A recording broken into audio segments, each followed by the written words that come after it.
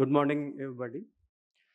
At the outset, I thank ET for having me here, especially Vikas Dandekar and Pratibha Raju has been behind me for many weeks together. And uh, surprising thing is so she said, I leave the topic to you. So I thought like what I should speak upon. But being a regulator, I always face the brickbats rather than bouquets. Bouquets are only on stages like this. That is brief. Uh, but brickbats, tomato, rotten tomatoes are there throughout. So I thought this gives an opportunity to me to set something straight. Okay.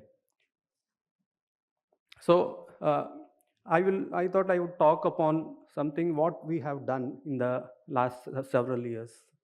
So I'll take a ballpark of about 10 years because I was in Delhi since 2012. So in last 10 to 12 years, what the CDSCO has done to ensure quality of the drugs that are manufactured and exported from the country. So as you know, the main objective of the CDSCO is to safeguard and enhance the public health, to assure safety, efficacy, and quality of drugs, devices, and cosmetics manufactured in the country.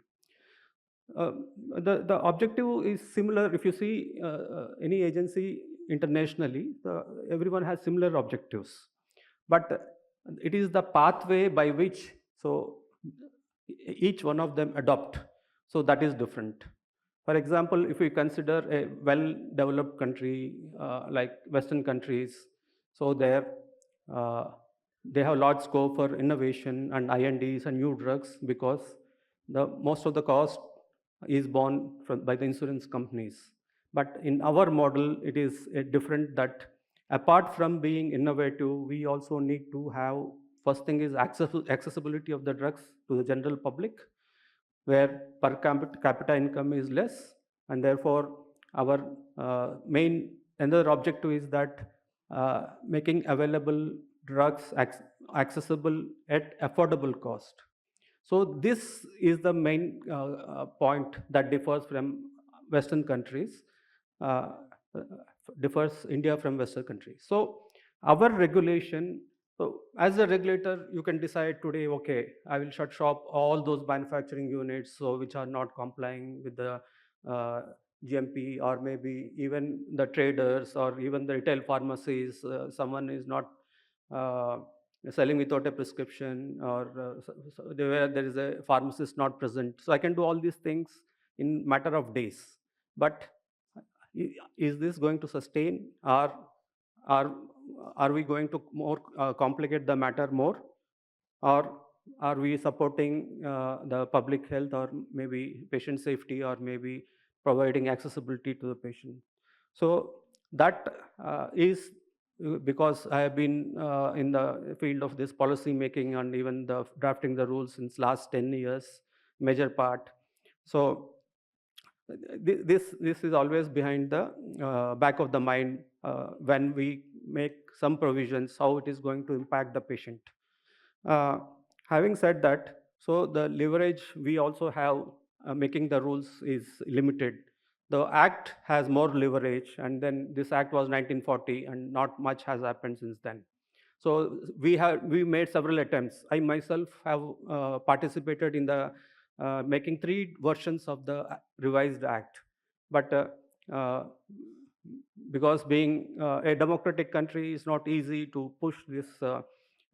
Even we have a wish list that we should have this power, that power, regulator should be this, we should, every drug should be the topmost quality, you should rather equal to any drug that is manufactured anywhere in the world. So but it should be supported with the legislature support. uh, but I can go on this, but I will just touch upon few areas where we have done we have what we have done in the last 10 years. For example, we have made separate rules with respect to the medical devices in 2017. So earlier devices was supposed to be a drug. Now we have specific provisions. So classes are there: A, B, C, D, class A, class B, class C, class D. And if we see the European model, where all the devices are being benchmarked by the notified body. So, and US FDA, where all the devices are regulated by the FDA. So we had a hybrid model where the low risk are audited by the notified bodies, and the high risk C and D are by the CDSCO. So what I mean to say is that we are not trying to copy, so whatever the process that is followed by any other country, we are trying to evolve our own process depending upon the need of the country. Where class A, class B are low risk, so doesn't matter whether it is a notified body or whether it is any other regulator, whether class C, class D, because they have more risk, and that is why we are doing that. That has happened in 2017 and 2019. We have new drugs and clinical trials. This was the outcome of the Supreme Court direction in 2013, where they wanted a separate legislation for oversight of the clinical trials, and taking this as a as opportunity. We have framed specific requirements for new drugs clinical trial, where novel features were there, where ethics committees are registered. And then India is one of the few countries, or maybe the only country, where we award the compensation for clinical trial SAEs and even deaths, grievous hurt. All these cases we do. So these are the novel features, especially. And after this NDCT, there are no complaints on the clinical development part, except that the industry would like to have more waivers with respect for developing the drugs in the country. And 2020 we had the cosmetics rules, because cosmetic low risk. So lot of the provisions are delegated to the state, and our role is limited to making policy making rules and then import of that. This is the one step, and going forward we can have more vertical specific, like the biologics with separate rule, vaccines separate rules. But those are in the making. They will take time. So in meanwhile, so we are issuing guidance document on many of these subjects. And coming to the main point of quality, so we have the revised Schedule M, because the last good manufacturing practices have been revised in 2001 and implemented in 2005. But over the period, a lot have changed internationally, and a new concept like quality management system, risk-based management, pharmaceutical PQS, all these things have been incorporated internationally, but we haven't. So if you see the major difference between the old GMPs and the current GMP is the introduction of these concepts like quality systems, risk-based management. So which does not require more infrastructural additions. So these are more cost value. More in the sense of the documentation type, or maybe the way you manage QMS sort of thing, quality management system sort of thing. So which would add value and which would take us at par to the international level. So, but however, our industry is different. We have large, small, and medium scale, so they wanted more time. And the ministry, after taking the opinion from all the stakeholders, they thought like they would give an opportunity for extending for one more year. And the draft has come, and it has not finalized now. It is under process. So this is with this the quality requirements of the drugs manufactured in the country we are at par with any other country.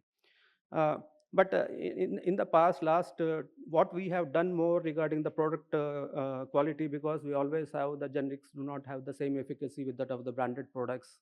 So what we did introduce the mandatory requirement of conduct of bioequivalence study in 2017, so that the product, the investigational product or the generic would be compared with the reference product, and so in vivo test results would be it would be similar. It has similar effect of the innovator. Um, Apart from that, in 2018 itself, what we have done is we have said that whenever they are using an excipient, so the manufacturer has to provide evidence of the safety of these excipients along with the active pharmaceutical ingredients and the submission of the stability data. So, so we have introduced the risk-based inspection system in 2015, So we did. I was actually involved in this. We made a RBI guidelines in 2015, but it was not supported by the provision of the law. So the state said we have done about 125 inspection at that point of time. The states that you don't have power to come and inspect. So then Mr. K.L. Sharma, the then Joint Secretary, was kind enough that when we proposed that the rule should be amended, then there was a scope. There was a provision for making risk-based inspection along with the states.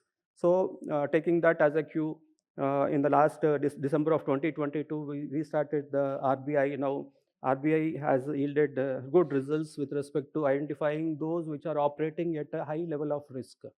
And those categories like parenterals, which inherently have high risk level, and such units which are operating at high level are being identified. And not only that, in other categories also are being identified, and they are inspected, because risk-based model is the one everyone has to adopt. We don't have so many human resources, inspectors are less, and frequent inspections would not be possible, and it is a well accepted model. But only thing is, the criteria based on which the units which are operating at high risk has to be identified. There a lot of data is needed, but we have at least at now we have only data based on the product failures. So taking that as a criteria, so we built a model around that. And over the years, when our ONDLS system generates more data, so we have other supporting data of the complaints history, as well as the failures and other critical products that are manufactured in the facility, based on which we can arrive at the high risk facilities. And so we also introduced to prevent entry of the spurious products in the market. In 2015, I have proposed a barcoding system, 14-digit barcoding system. But at that time, the industry was not in favor, because it needed some civil changes in the manufacturing line. And that is why, so the ministry has said, let us give more time to the industry. And that barcoding was for tracking and tracing. So now we thought, like, so instead of having tracking and tracing, let us have a system for authentication of the product. So that is why we have the QR code of the top 300 brands and all the APIs. So QR code has been introduced, and the IPC, there has been the new IPC has more than 3,300 monographs, and it is recognized in about 13 countries. IPC has become a member of the pharmaceutical discussion group, wherein we are trying to harmonize the general chapters of the so that the monographs of any pharmacopoeia, major pharmacopoeias like USP, EP, and JP can be, if they can be harmonized, that the number of times the drug can be tested will be reduced to a large extent. And in many other ways, that these are some quality issues. I can go on and on, because time is short. And in case of ease of doing business, what we did was, in 2017 itself, we have done away with the licensing of the renewal of the licenses. We have made the licenses perpetual. So we have made we have come into digitalization in a big way. I myself has been heading the digitalization at CDSCO e-governance, started in 2012, and over the years we have developed 4 portals, one for drugs, devices, and one platform we have developed for the states also, for ensuring uniformity of the licensing system.